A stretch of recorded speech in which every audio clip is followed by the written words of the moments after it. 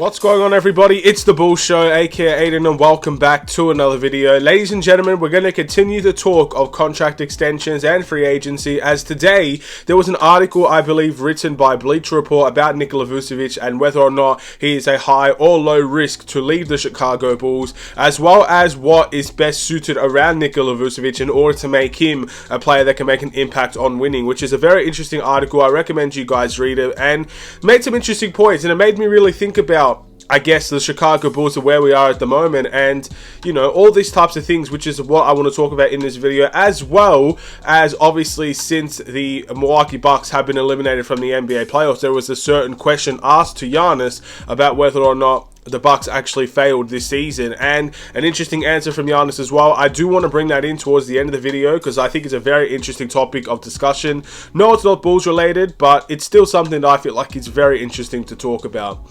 Before we get started, please like and subscribe to the Bulls Show. Turn notifications on and let me know in the comments below your thoughts about Nikola Vucevic and whether or not you believe he will leave the Chicago Bulls in this offseason. Will he go to a championship ready team? Will he go to a team that will offer him more money, or will he decide to stay with the Chicago Bulls for a little bit while longer?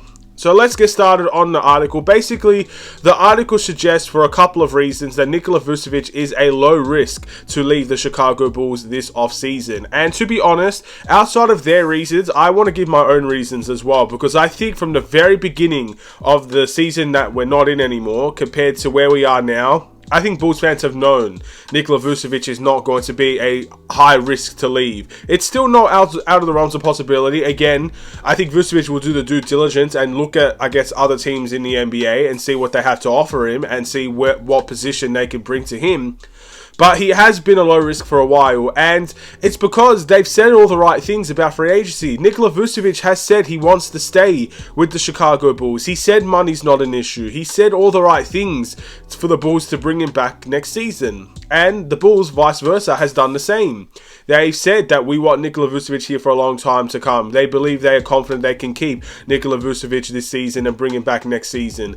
And all these things. I just felt like at the end of the day, it made the most sense. It makes the most sense for the Bulls and Nikola Vucevic, the way that they've been speaking, that they are going to find a way to bring Nikola Vucevic back next season. And I don't think many Bulls fans are surprised. You might not be happy about it. Again, I know there are a couple of people that are not happy about it. And again, there are a couple of reasons that I'm going to bring to the table why a lot of people are not happy about it. But some people will be happy about it, and that's okay as well. It's really up to you and how you feel about this Chicago Bulls team.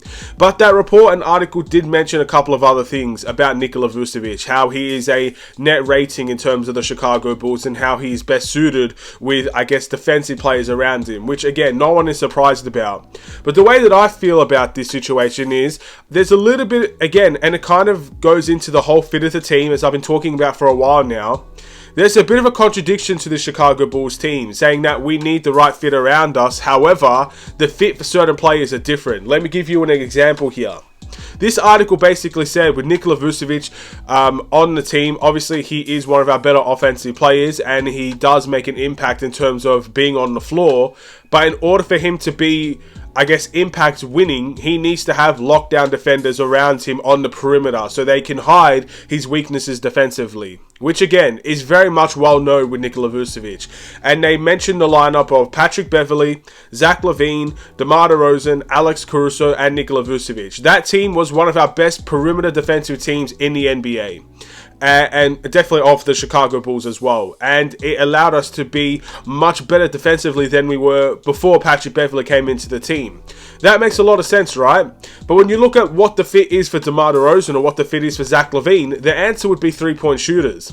We need shooting around these guys so they're not double-teamed, and so teams are not playing a zone to allow, I guess, those guys that can't shoot threes consistently to be the guys taking those threes. So we need three-point shooters on this team to make sure the, I guess, defenses in the NBA respect us as an offensive team, which they clearly didn't last season because they basically tried to take DeMar and Zach out of the game and allowed for guys like Patrick Beverley and Alex Caruso to shoot the threes. If they're making their threes on the night, then we probably would win that game. If they weren't making their threes on the night, we most definitely would have lost that game.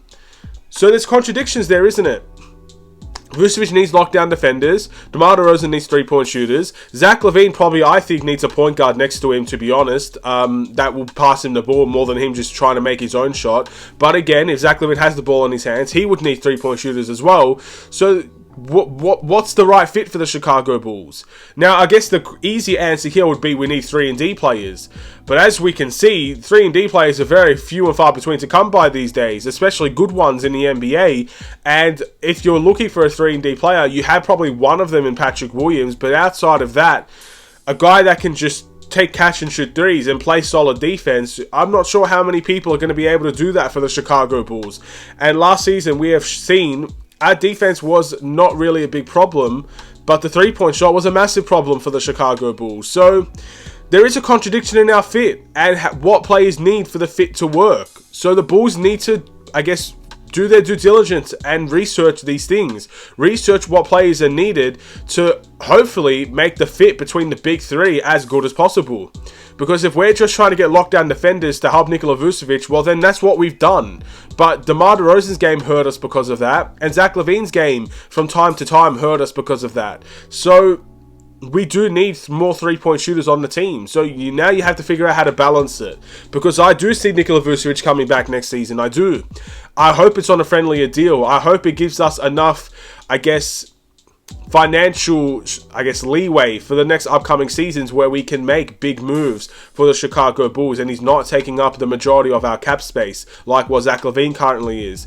But at the end of the day, you have to find that balance, because if you're going to bring Nikola Vucevic back and fill him around with lockdown defenders but not capable, consistent three-point shooters, then again it's going to hurt us. DeMar DeRozan's game will hurt us. Zach LaVine's game could hurt us from time to time, and we will see the exact same team rolling into next season, in my opinion, and that is a no-go, ladies and gentlemen. And that's where I think a lot of people are not happy with the, I guess, acquisition of Nikola Vucevic, I guess you could say, because he is a defensive liability from time to time. We all know that, but we're trying to hide those weaknesses. But we have much more weaknesses around this team that everything hurts and you can't fix it all, can you? So the Bulls have to do their due diligence, and that's why I feel like a lot of people won't be happy. Personally, if he's on a team-friendly deal, I'll be happy to have Nikola Vucevic back, because again, it could bring us more leeway to maybe fix the team around him and fix the team around DeMar and Zach as well, if they are to come back next season as well. So big decisions for the Chicago Bulls. But essentially, to sum it up, he is a low risk in terms of, I guess, moving away from the Chicago Bulls.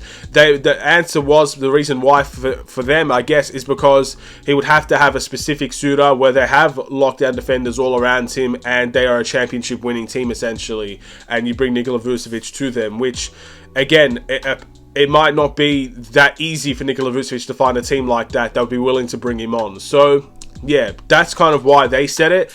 But the reason why I think we will bring him back is because he's been here for a long time and he could come back on a team-friendly deal. And we have lockdown defenders around him that can maybe hide those weaknesses a little more. But we have other weaknesses as well. And again, I just don't think you can fix everything for this team. You just can't fix everything. So yeah, look, it's a bit of a question mark type situation, but I do expect Vucevic to be back. I do believe that low risk is probably the right thing to say in relation to what everyone's been saying from the beginning of the season until now. Now let's move over into the next conversation. Obviously, a couple of hours ago, the Miami Heat defeated Milwaukee Bucks and eliminated the Milwaukee Bucks in contention of the NBA playoffs. Miami won in 5 games. A very, very impressive series for the Miami Heat.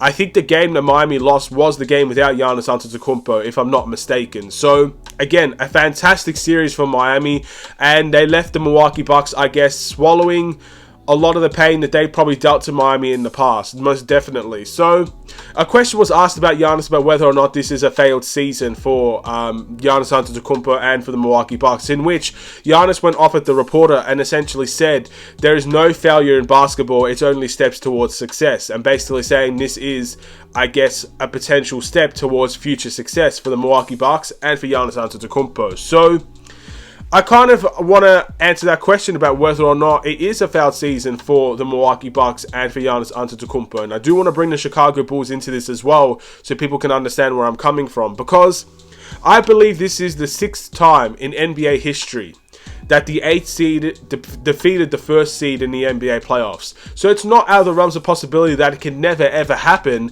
But as we've seen, look, there have been many playoff series in the past, much more than 6. So it's very rare to see the 8th seed beat the 1st seed in the NBA playoffs. It's as simple as that.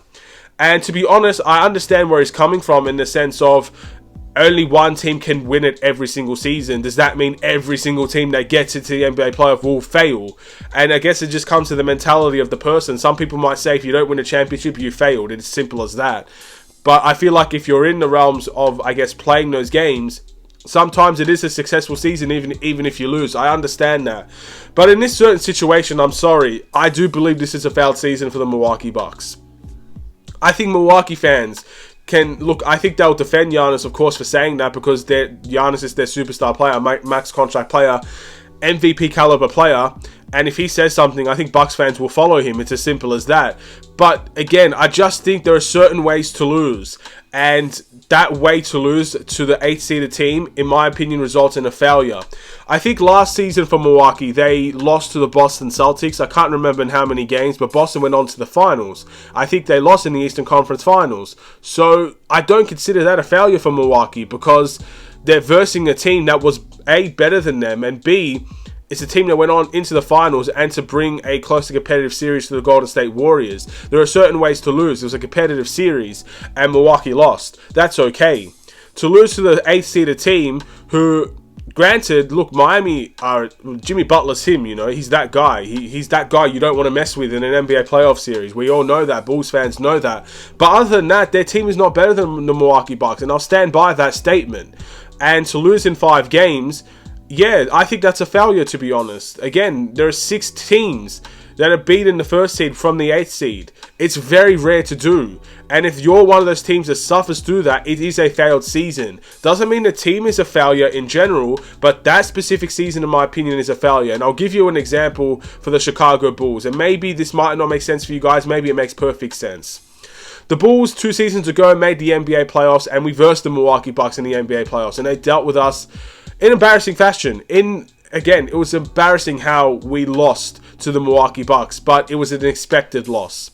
Milwaukee, I think, we were the 6th seed. Milwaukee were the 3rd seed. So, again, it was an expected loss. Milwaukee dealt with us pretty convincingly, without Chris Middleton for majority of the time as well.